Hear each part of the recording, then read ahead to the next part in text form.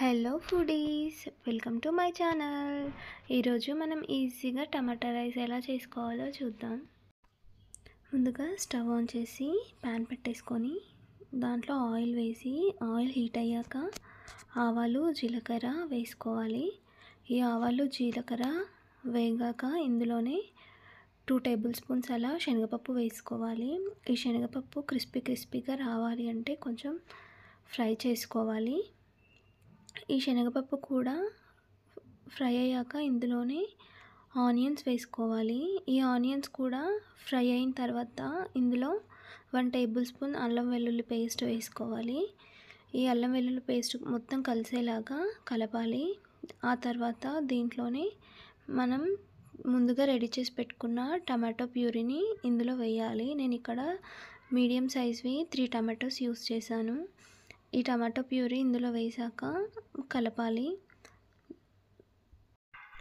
అలాగే దీంట్లో కాస్త పసుపు, మన టేస్ట్కి సరిపడా మిర్చి పౌడర్ అండ్ సాల్ట్ వేసుకోవాలి. వీటితో పాటుగానే ఒక 1/2 టేబుల్ స్పూన్ గరం మసాలా వేసుకోవాలి. ఇవన్నీ బాగా కలిసేలా ఈ టమాటా పేస్ట్ని అంతా కలపాలి. ఇది టమాటో పేస్ట్లో ఉన్న వాటర్ అంతా వెళ్ళిపోవడానికి మనం మూత పెట్టేసి 5 to 10 మినిట్స్ అలా కుక్ అవ్వనివ్వాలి.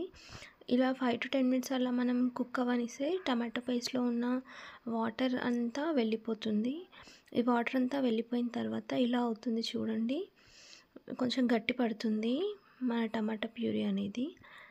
మసాలా కూడా బాగా పడుతుంది దానికి. తర్వాత దీంట్లోనే మనం ముందుగా బాయిల్ చేసి పెట్టిన 2 కప్స్ అలా రైస్ వేసుకుంటున్నాను. ఈ రైస్ మొత్తం కలిసేలా బాగా కలుపుకోవాలి. ఈ టమాటా రైస్ అనేది చాలా ఈజీగా అండ్ ఫాస్ట్గా అవుతుంది. ఎప్పుడైనా ఇంట్లో రైస్ మిగిలినా ఇలా చేసుకోవచ్చు. చూడండి ఇక్కడ ఇలా అవుతుంది ఫైనల్గా టమాటా రైస్ అనేది. తర్వాత మనం కొత్తిమీర వేసుకోవాలి దీంట్లో. అలాగే ఆయిల్లో డీప్ ఫ్రై చేసిన కాజు వేసుకోవాలి. కాజు అనేది ఆప్షనల్ అండి, మీ ఇష్టం ఉంటేనే వేసుకోవచ్చు. తర్వాత ఒక 1 మినిట్ అలా మళ్ళీ ఒకసారి మూత పెట్టేసుకొని తీసేస్తే ఫైనల్గా రెడీ అయిపోయింది టమాటా రైస్, ఈజీ టమాటో రైస్. చూడండి ఇక్కడ కొత్తిమీర అండ్ కాజు బాగా కలిసేలాగా మళ్ళీ ఒకసారి కలుపుతున్నాను. ఫైనల్గా రెడీ టమాటో రైస్.